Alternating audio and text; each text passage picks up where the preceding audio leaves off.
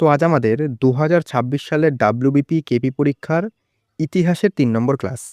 তো যারা আমার ক্লাস কন্টিনিউ করো তারা তো জানো যে আমাদের অলরেডি ২ টো ক্লাস হয়ে গেছে, সিন্ধু সভ্যতা এবং বৈদিক সভ্যতা।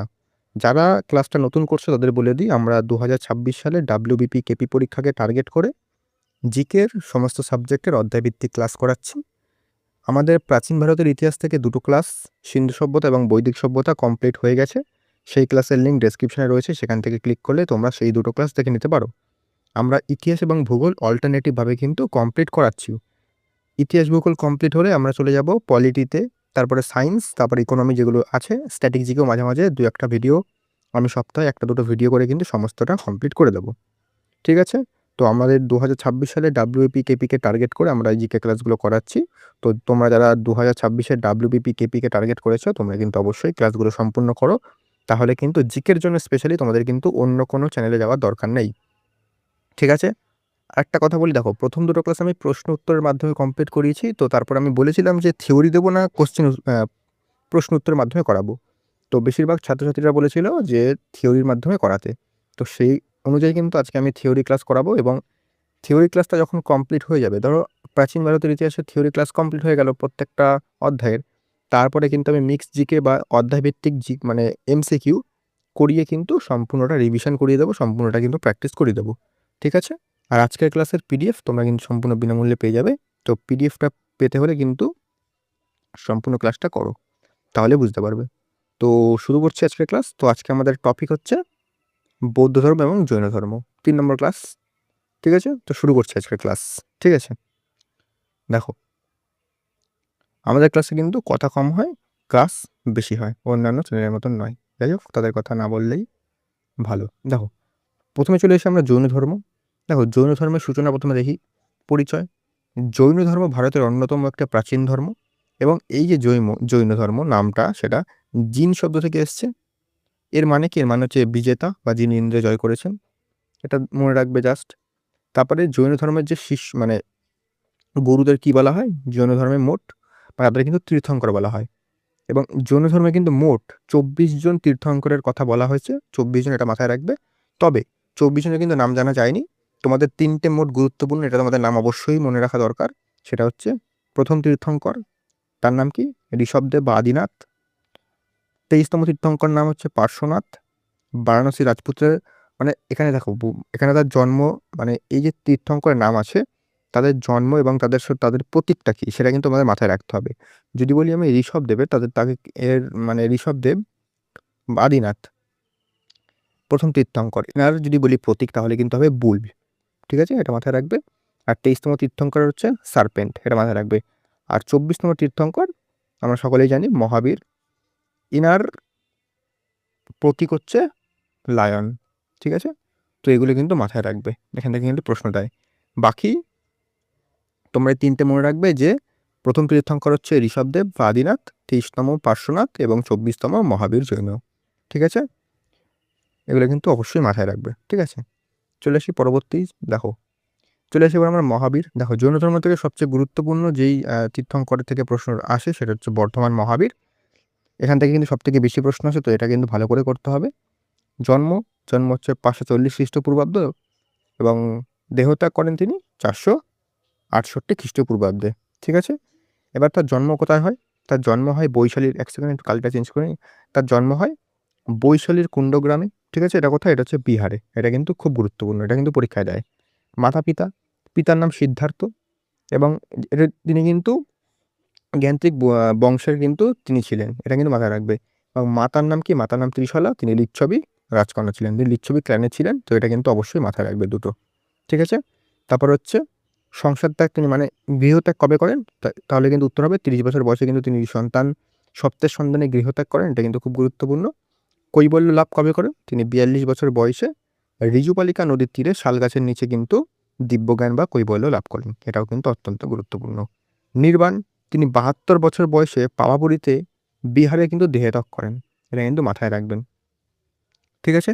তো এখানে প্রত্যেকটা পয়েন্ট কিন্তু গুরুত্বপূর্ণ। তার জন্ম কোথায় হয়, পিতা মাতার নাম, সংসার ত্যাগ কবে করেন, কৈবল্য লাভ কবে করেন এবং দেহত্যাগ কোথায় করেন এবং কত বছর বয়সে করেন। ৭২ বছর বয়সে পাহাবতীতে। ঠিক আছে? আর কৈবল্য লাভ কোথায় করেন? তিনি কিন্তু কৈবল্য যদি বলে তাহলে কিন্তু পাবা হবে। ঠিক আছে? এটা কিন্তু মাথায় রাখবে। তো কোথায় কি করেন সেটা কিন্তু অত্যন্ত গুরুত্বপূর্ণ। ঠিক আছে? চলে আসি এবার দেখো, এবার আমাদের জৈন ধর্ম থেকে একটা জিনিস গুরুত্বপূর্ণ সেটা পড়তে হবে, সেটা কি? সেটা হচ্ছে চতুর্যাম। ঠিক আছে? ও মহাবীরের পঞ্চমহাব্রত। দেখ চতুর্যাম কি? চতুর্যাম হচ্ছে পার্শ্বনাথ। পার্শ্বনাথ কিন্তু ৪ টি নীতি বলেছিলেন, সেটা কি? একটা হচ্ছে অহিংসা, মানে হিংসা না করা, একটা সত্য মানে মিথ্যা কথা না বলা, একটা হচ্ছে অচৌর্য মানে চুরি না করা, একটা হচ্ছে অপরিগ্রহ মানে সম্পত্তি ত্যাগ। এই যে ৪ টে চতুর্যাম ৪ টে, এটার পাশাপাশি কিন্তু আ মহাবীর, মহাবীর জন্য তিনি কিন্তু আরেকটা নীতি যোগ করেছিলেন, সেটা হচ্ছে কি? ব্রহ্মচর্য। এই ৫ টা মিলে কিন্তু বলা হয় মহাবীরের মহাপঞ্চব্রত। চতুর্যাম হচ্ছে পার্শ্বনাথ, তিনি এই ৪ টি নীতি দিয়েছিলেন যে অহিংসা, সত্য, অচর্য এবং অপরিগ্রহ। এবং মহাবীর জৈন কিন্তু তিনি এই ৫ নম্বর নীতিটা মানে এড করেছিলেন, এটা হচ্ছে ব্রহ্মচর্য। তো এই ৫ টা মিলে হয় কিন্তু মহাপঞ্চব্রত। ঠিক আছে? তো এগুলো কিন্তু মাথায় রাখবে যে পরীক্ষায় এটা দেবে যে চতুর্যাম যে সেটা কোন ধর্মের সাথে জড়িত, এটা দিতে পারে। ঠিক আছে? বা মহাপঞ্চব্রত কে প্রবর্তন করেন, এটা দিতে পারে। বা ৫ নম্বর নীতিটা কে এড করেন, এটাও দিতে পারে। তো এগুলো কিন্তু তোমাদের মাথায় রাখতে হবে। এখান থেকে কিন্তু যেকোনোভাবে কিন্তু পরীক্ষায় প্রশ্ন দিতে পারে। আমি কিন্তু এই চ্যাপ্টার থেকে কিন্তু তোমাদের অবশ্যই এমসিকিউ প্র্যাকটিস করাবো। আমাদের প্রাচীন ভারতের পুরো চ্যাপ্টারগুলো শেষ হয়ে যাক, তারপরে কিন্তু এমসিকিউ প্রশ্নের প্র্যাকটিস আমি করাবো। ঠিক আছে? পরিষ্কার? তো এগুলো কিন্তু চাইলে তোমরা খাতায়ও নোট করে নিতে পারো। এগুলো কিন্তু খুব গুরুত্বপূর্ণ। ওকে? চলে আসি পরবর্তীতে দেখে নিই। দেখো, পরেরটা কি বলছে? জৈন ধর্মের মূল দর্শন বা ত্রিরত্ন। জৈন ধর্মের ত্রিরত্ন কি? দেখো, বুদ্ধ ধর্মেও কিন্তু ত্রিরত্ন আছে। সেটা আমি যখন বৌদ্ধ ধর্মটা আলোচনা করছি এর পরেই আছে, তখন আমি বলে দেবো। দেখো, জৈন ধর্মের ত্রিরত্ন যদি বলে, তাহলে দেখো, মহাবীর মোক্ষ লাভের জন্য মহাবীর ৩ টি পথের কথা বলেন, যা কিন্তু ত্রিরত্ন নামে পরিচিত। কি, কি? সদ্বিশ্বাস, সদ্জ্ঞান এবং সৎ আচরণ। মানে রাইট ফেইথ, রাইট নলেজ এবং রাইট কন্ডাক্ট। এটা তোমরা কিন্তু কেএফসি দিয়ে মনে রাখতে পারবে। রাইট নলেজ, রাইট ফেইথ এবং রাইট কন্ডাক্ট। ঠিক আছে? তো এটা কিন্তু এভাবে তোমরা মনে রাখতে পারবে। ত্রিরত্ন। ঠিক আছে? তারপরে আমরা চলে আসি দিগম্বর শ্বেতাম্বর। দিগম্বর শ্বেতাম্বর কি? দেখো, জৈন ধর্ম কিন্তু দুটো ভাগে বিভক্ত হয়ে যায়। এখন প্রথমে না, পরে কিন্তু দুটো ভাগে বিভক্ত হয়ে যায়। কখন হয়?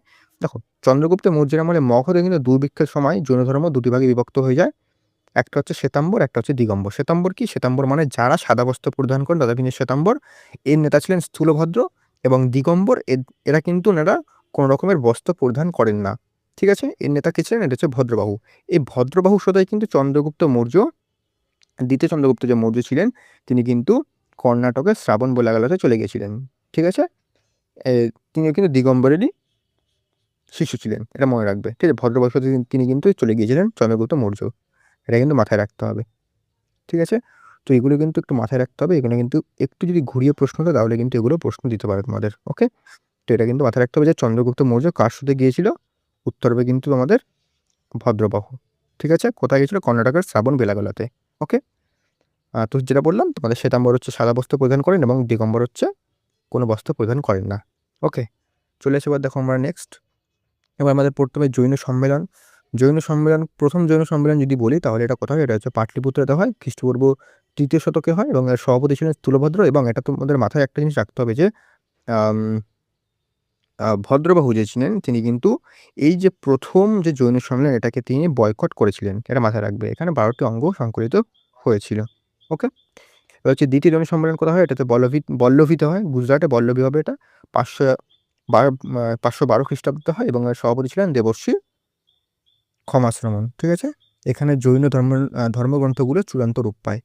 জাস্ট এখানে এটা মনে রাখতে হবে। দেখো, এই যে জৈন সম্মেলন, এখান থেকে প্রশ্ন কি, কি দেয়? এখান থেকে প্রশ্ন দেয় যে মানে কোথায় হয়েছিল এটা প্রশ্ন দেয়। এই দুটো মনে রাখবে। একটা হচ্ছে, প্রথমটা হচ্ছে পাটলিপুত্র, দ্বিতীয়টা হচ্ছে বল্লভী গুজরাটে। তারপরে তার সভাপতি কে ছিলেন? প্রথমটাতে স্থূলভদ্র, দ্বিতীয়টাতে সভাপতি তোমরা দেখে নিতে পারো। তারপরে এখানে যে প্রথমটাতে যে ১২টি অঙ্গ সংকলিত হয়েছিল, এটা প্রশ্ন দেয়। তো এখান থেকে মোট এগুলো তোমাদের মাথায় রাখতে হবে। জাস্ট মেন হচ্ছে গুরুত্বপূর্ণ যদি বলি, তাহলে কিন্তু সম্মেলনের দিক থেকে বৌদ্ধ যে সঙ্গীতগুলো বা সম্মেলনগুলো হয়েছিল সেখান থেকে কিন্তু বেশি করে প্রশ্ন দেয়। তো এগুলো কিন্তু মাথায় রাখতে হবে। সেগুলো আমি পরে বৌদ্ধ ধর্মটা আসছে তখন কিন্তু সেগুলোও পড়িয়ে দেবো।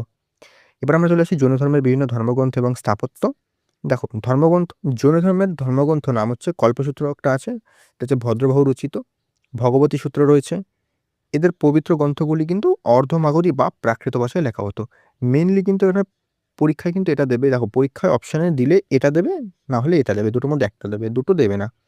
প্রাকৃত দিলে প্রাকৃত উত্তর হবে, অর্ধমাগধী দিলে অর্ধমাগধী উত্তর হবে। ঠিক আছে? এদের মূল ধর্মগ্রন্থকে কি বলা হয়? দ্বাদশাঙ্গ বলা হয়। এটা মাথায় রাখতে হবে। ওকে? স্থাপত্য, স্থাপত্য যদি দেখি আমরা, দিলওয়ারা জৈন টেম্পল, এটা কোথায়? এটা হচ্ছে মাউন্ট আবুতে, রাজস্থানে। যদি বলি এটা কে নির্মাণ করেছে, তাহলে কিন্তু হবে ভাস্তুপাল ব্রাদার্স। ওকে? তারপরে গোমতেশ্বর মূর্তি বা বাহুবলী মূর্তি, এটা কোথায় রয়েছে? এটা শ্রবণবেলাগোলাতে রয়েছে। এটা কোথায়? কর্ণাটকে। এটা কিন্তু অত্যন্ত গুরুত্বপূর্ণ। উদয়গিরি খণ্ডগিরি গুহা কোথায়? এটা হচ্ছে উড়িষ্যাতে। এটাও কিন্তু অত্যন্ত গুরুত্বপূর্ণ। তো এই যে স্থাপত্যগুলো ভালো করে দেখো, ধর্মগ্রন্থগুলো ভালো করে দেখো। বাকি দেখো জৈন ধর্মগ্রন্থের আমি বেসিক তোমাদের যে থিওরিটা হয় সেটা আমাদের ভালো করে পড়িয়ে দিলাম। এরপরে আমরা কোশ্চেন অ্যান্সার, দেখো এমসিকিউ কোশ্চেন অ্যান্সারের মাধ্যমে কিন্তু দু একটা তো থেকে যেতে পারে, সেগুলো কিন্তু কোশ্চেন অ্যান্সারের মাধ্যমে সেগুলো কভার করে দেবো। আমি কি বললাম যে প্রাচীন ভারতের ইতিহাসটা যখনই কমপ্লিট হবে আমাদের ৩টা অধ্যায় হয়ে গেল। বাকি যেগুলো সেগুলো তাড়াতাড়ি করিয়ে দেবো। সেটা কমপ্লিট হলে কিন্তু আমি এমসিকিউ তোমাদের প্র্যাকটিস করাবো, যাতে তোমাদের এগুলো সমস্ত কিছু কভার হয়ে যায়, সমস্ত কিছু রিভিশন প্র্যাকটিস হয়ে যায়। ওকে? তো অবশ্যই কিন্তু চ্যানেলটাকে ফলো করো। চলে এসে এবার বৌদ্ধ ধর্ম আমাদের। এবার আমাদের বৌদ্ধ ধর্ম শুরু হচ্ছে। দেখি, দেখো বৌদ্ধ ধর্ম প্রথমেই আমাদের দেখো বৌদ্ধ ধর্মের প্রবর্তক এবং গৌতম বুদ্ধের পরিচয়। বৌদ্ধ ধর্মে গৌতম বুদ্ধের পরিচয়, এখান থেকে কিন্তু প্রশ্ন, খুব বেশি প্রশ্ন দেয়। তো ভালো করে আমাদের পড়তে হবে। দেখো, প্রতিষ্ঠাতা গৌতম বুদ্ধ, আসল নাম কি? তার আসল নাম হচ্ছে সিদ্ধার্থ। এটা কিন্তু অবশ্যই মাথায় রাখতে হবে। জন্ম কত সালে? জন্ম হচ্ছে 563 খ্রিস্টপূর্বাব্দে। কোথায়? নেপালের কপিলাবস্তুর কাছে লুম্বিনী উদ্যানে। খুব গুরুত্বপূর্ণ।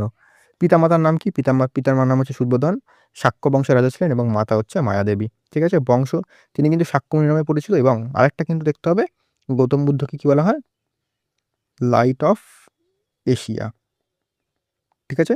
তাকে কিন্তু লাইট অফ এশিয়া বলা হয় গৌতম বুদ্ধকে। এবং পালক মাতা কি ছিলেন? মহাপ্রজাপতি গৌতমী। তার নামে কিন্তু তার নাম গৌতম হয়। ঠিক আছে? গৌতম বুদ্ধ নাম হয়। ওকে? তো গৌতম বুদ্ধকে কি বলা হয়? Light off Asia. এটা কিন্তু অত্যন্ত গুরুত্বপূর্ণ। এটা কিন্তু অবশ্যই মাথায় রাখবে। ঠিক আছে? এখানে আরেকটা ইনফরমেশন আছে, ১ সেকেন্ড। আ মাথায় আসছে না। ঠিক আছে? আমি তোমার এমসিকিউ করাবো, তখন সেগুলোকে কভার করিয়ে দেবো। যাই হোক, দেখো আপাতত তোমরা বেসিকটা জেনে রাখো। দেখো এবার গৃহত্যাগ, সিদ্ধিলাভ। গৃহত্যাগ তিনি কবে করেন? ২৯ বছর বয়সে গৃহত্যাগ করেন। বৌদ্ধ শাস্ত্রে একে বলা হয় মহাপরিনিষ্কর্মণ। এই যে দেখো, গৌতম বুদ্ধের জন্ম, সিদ্ধিলাভ, তারপরে ধর্মপ্রচার, তারপরে দেহত্যাগ, প্রত্যেকটা কিন্তু একেকটা প্রতীক চিহ্ন রয়েছে এবং প্রত্যেকটাই কিন্তু একেকটা জিনিস বলা হয়। সেগুলো থেকে কিন্তু পরীক্ষায় প্রশ্ন দেয়। আমি সেগুলো লিস্ট করেছি, সেগুলোকে টেবিল আকারে বা তোমাদের ছবির আকারে বুঝিয়েছি। তো সেগুলো কিন্তু পরের স্লাইডে আছে, তোমাদের সেগুলো কিন্তু সমস্তটা বুঝতে হবে। তো সব ক্লাসটা কিন্তু একদম স্কিপ করবে না। সাধনা, তিনি উরবিল্ল বোধগয়া গ্রামে নিরঞ্জন নদীর তীরে কিন্তু অশ্বত্থ গাছের নিচে কঠোর তপস্যা করেন এবং সিদ্ধি লাভ করেন। দেখো, এখানে কিন্তু এগুলো তোমাদের মাথায় রাখতে হবে যে উরবিল্লা বোধগয়া কোন গ্রাম? এই গ্রাম কোন নদী? নিরঞ্জনা নদী। কোথায়? একটা অশ্বত্থ গাছের নিচে। এই ৩টে থেকে কিন্তু পরীক্ষায় প্রশ্ন দিয়েছে। তো এই ৩টে কিন্তু আমাদের মাথায় অবশ্যই একদম রাখতে হবে। ওকে? তো দেখো, তারপর হচ্ছে সিদ্ধিলাভ। সিদ্ধিলাভ তিনি ৩৫ বছর বয়সে করেন এবং কোথায় করেন? তিনি বৈশাখী পূর্ণিমার তিথিতে তিনি দিব্যজ্ঞান লাভ করেন এবং বুদ্ধ নামে পরিচিত হন। তো এটা জাস্ট দেখে রাখবে। বাকি এগুলো যেগুলো বললাম সেগুলো গুরুত্বপূর্ণ। এবার দেখি আমরা প্রথম ধর্মপ্রচার বা মহাপরিনির্বাণ। দেখো, প্রথম ধর্মপ্রচার, এটা কিন্তু খুব গুরুত্বপূর্ণ। প্রথম ধর্মপ্রচার তিনি কোথায় করেন? উত্তর হবে কি? উত্তরপ্রদেশের বারাণসীর কাছে সারনাথের মৃগদাব উদ্যানে ৫ জন শিষ্যের কাছে তিনি প্রথম বাণী প্রচার করেন। একে কি বলা হয়? একে বলা হয় কিন্তু ধর্মচক্র প্রবর্তন। এটা কিন্তু অত্যন্ত গুরুত্বপূর্ণ, ধর্মচক্র প্রবর্তন। তারপরে মহাপরিনির্বাণটা কি? এটা হচ্ছে দেহত্যাগ, বুদ্ধের দেহত্যাগ। ৪৮৩ খ্রিস্টপূর্বাব্দে ৮০ বছর বয়সে তিনি কুশীনগরটা কোথায়? এটা হচ্ছে উত্তরপ্রদেশে। তিনি দেহত্যাগ করেন। কুশীনগরে তিনি দেহত্যাগ করেন কত বছর বয়সে? ৮০ বছর বয়সে এবং ৪৮৩ খ্রিস্টপূর্বাব্দে। এটাকে কি বলা হয়? মহাপরিনির্বাণ। তো এই দুটোই কিন্তু অত্যন্ত গুরুত্বপূর্ণ, ভালো করে দেখতে হবে। এবার দেখো, আমি যেটা তোমাদের বললাম যে গৌতম বুদ্ধের জীবনের যে ঘটনাবলী, সেগুলো কিন্তু সমস্ত কিছু কোনো না কোনো প্রতীক, কোনো নাম নিয়ে জড়িত। দেখো, প্রথমে হচ্ছে আমাদের ১ সেকেন্ড, কালিটা লাল নিয়ে নিই। জন্ম। জন্ম কোথায়? জন্ম লুম্বিনীতে। এটাকে কি মানে কোন প্রতীক? এটা হচ্ছে ষাঁড় বা বোল। এই পদ্ম ও ষাঁড়। এখানে কিন্তু তোমরা পদ্মটাই লিখবে, পদ্মটাই কিন্তু মেন। ঠিক আছে? পদ্ম। তারপর হচ্ছে মহাভিনিষ্ক্রমণ। এটা কি? এটা হচ্ছে বুদ্ধের গৃহত্যাগ। এটাকে কোন প্রতীক? এটা হচ্ছে হর্স বা ঘোড়া। ৩ নম্বর কি? ৩ নম্বর সিদ্ধিলাভ, যেটাকে আমরা বলি নির্বাণ, যেটা নির্বাণ বলা হয়, সেটা কোথায়? সেটা হচ্ছে এর প্রতীক হচ্ছে বোধি ট্রি, মানে বোধি বৃক্ষ। তারপরে ধর্মচক্র প্রবর্তন। এটা কি? এটা হচ্ছে প্রথম যে বুদ্ধ বাণী দেওয়া হয় সেটা কি বলা হয়? এটা হচ্ছে ধর্মচক্র, চাকা মানে হুইল। তারপর হচ্ছে মহাপরিনির্বাণ, এটা হচ্ছে বুদ্ধের দেহত্যাগ, এটাকে হচ্ছে আমরা এর প্রতীক হচ্ছে স্তূপ। ঠিক আছে? তো এগুলো কিন্তু এখান থেকে কিন্তু প্রশ্ন একটা না একটা দেয়। তো এগুলো কিন্তু মাথায় রাখবে। ওকে? তোমাদের সুবিধার্থে আমি টেবিলটা করে দিয়েছি। তোমরা কিন্তু চাইলে টেবিলটা পিডিএফটা নিয়ে টেবিলটা দেখে নিতে পারো। ঠিক আছে? তারপরে দেখি আমরা বৌদ্ধ ধর্মে দেখো মূল দর্শন। এখানে কিন্তু কি আছে? আর্য সত্য রয়েছে এবং অষ্টাঙ্গিক মার্গ। আর্য সত্য কি? দেখো ৪ টে সত্য রয়েছে। এখানে কি বলা হয়েছে? এখানে বলা হয়েছে দুঃখ আছে। এবার দুঃখের কারণ আছে মানে দেখো এখানে কি বলছে? দুঃখের কারণ আছে। দুঃখের কারণটা কি? যদি বলি দুঃখের কারণ হচ্ছে আকাঙ্খা। দুঃখের কারণ হচ্ছে আকাঙ্খা এবং দুঃখের বিনাশ আছে। বিনাশটা কি? আকাঙ্খা দূর করলে দুঃখের বিনাশ হবে এবং এই দুঃখের বিনাশের জন্য আমাদের বুদ্ধ বলেছেন যে অষ্টাঙ্গিক মার্গ ফলো করতে হবে। এই অষ্টাঙ্গিক মার্গ কি? দুঃখ দূর করার জন্য ৮ টি পথের কথা বলা হয়েছে, যেমন সৎ বাক্য, সৎ কর্ম, সৎ চিন্তা ইত্যাদি। বাকি তোমাদের দেখো এগুলো তোমাদের একটা, একটা করে যেমন মুখস্থ করতে হবে না, কারণ এখান থেকে প্রশ্ন দেয় না।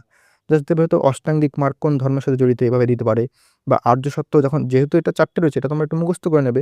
এখান থেকে ধরো ৪ টা অপশন দিল, একটা অপশন অন্য দিয়ে দিল। বলল যে আ এর মধ্যে কোনটি আর্য সত্যের মধ্যে পড়ে না, সেটা তোমাদের মার্ক করতে হবে। তো এখানে দেখো এখানে লেখা আছে আলাদাভাবে, কিন্তু মেইন হচ্ছে এখানে আছে যে পৃথিবী দুঃখময়। দেখো ১ নম্বর হচ্ছে পৃথিবী দুঃখময়। এই দুঃখের কারণ কি? আশা বা আকাঙ্খা, এবং দুঃখের বিনাশ থেকে আশা আকাঙ্খাকে দূর করতে হবে এবং এই দূর করার জন্য আমাদের অষ্টাঙ্গিক মার্গ ফলো করতে হবে। এগুলো হচ্ছে ৪ টে আর্য সত্য। ঠিক আছে? তো এগুলো কিন্তু মাথায় রাখতে হবে। ওকে? চলে আসি এবার আমরা বৌদ্ধ ধর্মগ্রন্থ, যেটা হচ্ছে ত্রিপিটক। দেখো বৌদ্ধদের প্রধান ধর্মগ্রন্থ হচ্ছে ত্রিপিটক, যা কি পালি ভাষায় লেখা। এটা কিন্তু খুব গুরুত্বপূর্ণ যে কোন ভাষায় লেখা। এটা হচ্ছে তোমাদের ত্রিপিটক পালি ভাষায় লেখা। ওকে? এই ৩ টে এটা কিন্তু ৩ টি ভাগে বিভক্ত। কি? একটা হচ্ছে বিনয় পিটক, যেটা বৌদ্ধ সন্ন্যাসীদের নিয়মাবলী। একটা হচ্ছে সুত্ত পিটক, সেটা হচ্ছে বুদ্ধদের ধর্মোপদেশ। একটা হচ্ছে অভিধম্ম পিটক, সেটা হচ্ছে বৌদ্ধ ধর্মের দার্শনিক ব্যাখ্যা। তো এই ৩ টেই কিন্তু গুরুত্বপূর্ণ, ৩ টে কিন্তু মাথায় রাখতে হবে। ওকে? আরেকটা গুরুত্বপূর্ণ যেটা আছে মিলিন্দে পানহয়। এটি পালি ভাষায় লেখা এবং এটি গ্রিক রাজা মিলিন্দের সাথে নাগসেনের কথোপকথন। ওকে? আরেকটা আছে জাতক। এটা যে বুদ্ধের পূর্বজন্মের কাহিনীসমূহ। এটা কিন্তু প্রায় ৫৫০ টি গল্প রয়েছে। ওকে? এইগুলো কিন্তু সবকটাই গুরুত্বপূর্ণ। এবার দেখো বৌদ্ধ সম্মেলন। এখান থেকে কিন্তু প্রশ্ন একটা না একটা হয়। তো এগুলো কিন্তু একদম মাথায় রাখতেই হবে। সম্মেলন দেখো ১ম সম্মেলন কত সালে হয়? ৪৮৩ খ্রিস্টপূর্বাব্দে। দেখো সালটা যদিও না দেয়, তবে কিন্তু মেইন যেগুলো দেয় সেগুলো বলছি দেখো। স্থানটা দেয়। যে ১টা কোথায় হয়? রাজগৃহে হয়। সভাপতি কে ছিলেন? মহাকাশ্যপ। কোন রাজা করিয়েছিলেন? উত্তর হবে অজাতশত্রু। ঠিক আছে? এখানে কিন্তু কি হয়? এখানে কিন্তু বিনয় পিটক, সত্য পিটক সংকলিত হয়। ২য় সম্মেলন ৩৮৩ খ্রিস্টপূর্বাব্দ, বৈশালীতে হয়। সভাপতি ছিলেন সভাকর্মী। এ রাজা ছিলেন হচ্ছে কালাশোক। এখানে বৌদ্ধ ভিক্ষুকদের মধ্যে ১ম মতভেদ দেখা যায়। ৩য় ২৫০ খ্রিস্টপূর্ব, এটা পাটলিপুত্রতে হয়। এখানে কে ছিলেন? মোগলিপুত্র তিস্তা ছিলেন এবং এখানে সম্রাট অশোক রাজা ছিলেন। এখানে অভিধম্ম পিটক কিন্তু সংকলিত হয়। ৪র্থ কবে হয়? ৭২ খ্রিস্টাব্দে হয়। এটা কোথায় হয়? এটা হচ্ছে কাশ্মীরে হয়। এর সভাপতি ছিলেন বসুমিত্র এবং রাজা ছিলেন কনিষ্ক। বৌদ্ধ ধর্ম হিনযান এবং মহাযান ২ টি ভাগে কিন্তু বিভক্ত এখানে হয়ে যায়। আমরা জৈন ধর্মে দেখলাম শ্বেতাম্বর দিগম্বর, আর বৌদ্ধ ধর্মে দেখলাম হিনযান, মহাযান। ঠিক আছে? এবার বৌদ্ধ ধর্মের বিভাজন দেখলাম। বিভাজন ৪র্থ বৌদ্ধ সম্মেলনে কিন্তু বিভাজনটা হয়। এটা খুব গুরুত্বপূর্ণ তথ্য। হিনযান ও মহাযানেরা বুদ্ধের কিন্তু মূর্তি পূজা শুরু করেন। বিখ্যাত স্থাপত্য সাঁচি স্তূপ, অজন্তা ঐলোরা গুহা, নালন্দা বিক্রমশিলা বিশ্ববিদ্যালয়। এগুলো স্থাপত্যটা দেখবে তোমরা জাস্ট। বাকি দেখো আমি এখানে স্তূপের নামগুলো দিয়ে দিয়েছি, তোমরা এগুলো দেখে রাখবে। যেমন সাঁচি স্তূপ কোথায়? মধ্যপ্রদেশে। নির্মাতা সম্রাট অশোক। বাকি তোমরা এই যে পিডিএফ নিয়ে এই গুরুত্বগুলো তোমরা দেখে রাখবে। ধাম্মাক হচ্ছে উত্তরপ্রদেশে, ভারত হচ্ছে তোমার মধ্যপ্রদেশে, অমরাবতী অন্ধ্রপ্রদেশে, কেসারিয়া বিহারে। এটা কিন্তু বিশ্বের উচ্চতম বৌদ্ধ স্তূপ। শান্তিস্তূপ উড়িষ্যাতে। এই শান্তিস্তূপ উড়িষ্যা, শান্তিস্তূপ, এটা মনে হয় শান্তিস্তূপ উড়িষ্যাতে। এটা একটু চেক করতে হবে, বুঝলে? শান্তিস্তূপটা। ঠিক আছে? বাকি তোমরা এগুলো দেখে রাখবে স্তূপ থেকে। ওকে? বাকি দেখো বৌদ্ধ ধর্মের আরেকটা জিনিস আছে যেটা তোমাদের একটু যদি মাথায় রাখতে হবে, সেটা হচ্ছে চৈত্য কি? পরীক্ষায় প্রশ্ন দেয় যে বৌদ্ধ ধর্মে চৈত্য কি? এখানে কি? এখানে হচ্ছে বৌদ্ধদের উপাসনাস্থল বা প্রার্থনা কক্ষ। বিহার কি? এটা কি? এটা হচ্ছে বৌদ্ধ ভিক্ষুকদের বসবাসের স্থান মঠ। মানে এখানে সাধারণ মানুষরা বসবাস স্থান করতো, মানে রেসিডেন্সিয়াল এরিয়া এটা। আর এটা হচ্ছে ওয়ার্শিপের এরিয়া। ধর্মটা কি? এখানে বিদ্যুতের যে ধর্মীয় আদর্শ কিন্তু প্রচার করা হয়। ওকে? তো এই ছিল আমাদের বৌদ্ধ ধর্ম এবং জৈন ধর্মের একটা বেসিক থিওরি আলোচনা। এরপরে আমরা আমাদের যেটা পড়লাম তোমাদের প্রথমেই, যে প্রাচীন ভারতের ইতিহাস একবার আমাদের শেষ হলে আমরা কিন্তু এমসিকিউ প্র্যাকটিস শুরু করে দেবো, যাতে পুরো আমাদের এই ভাগটা কিন্তু প্র্যাকটিস এবং রিভিশন হয়ে যায়। ওকে? কিছু জিনিস যেগুলো হয়তো পিপিটিতে নেই, কিন্তু সেগুলো আমরা এমসিকিউর মাধ্যমে সম্পূর্ণ কমপ্লিট করব। বাকি তোমাদের আমাদের যেই আগের ক্লাসগুলো করিয়েছি সেগুলো দেখে আসো। আর আমাদের ভূগোলের প্রথম একটা অধ্যায় যেটা হচ্ছে ভারত পরিচিতি, সেটারও কিন্তু ক্লাস করিয়ে দিয়েছি অলরেডি, সেগুলো কিন্তু দেখে আসো। আমি বারবার বলছি, আমাদের চ্যানেলকে তোমরা যদি ফলো করো তাহলে কিন্তু অন্য কোথাও তোমাদের যেতে হবে না। অন্য জিকের জন্য কিন্তু এই চ্যানেলটা তোমাদের দেখলে তোমাদের সম্পূর্ণ জিকে কভার হয়ে যাবে। আর এই ক্লাসের পিডিএফ তোমরা কোথায় পাবে? আমাদের ডেসক্রিপশনে লিঙ্ক রয়েছে, সেখানে টেলিগ্রামে জয়েন করো। সেই টেলিগ্রামে কিন্তু এই পিডিএফটা আমি ক্লাসের 1 ঘন্টার পরে কিন্তু সেখানে আপলোড করে দেবো। পরিষ্কার? তো দেখা হচ্ছে নেক্সট ক্লাসে।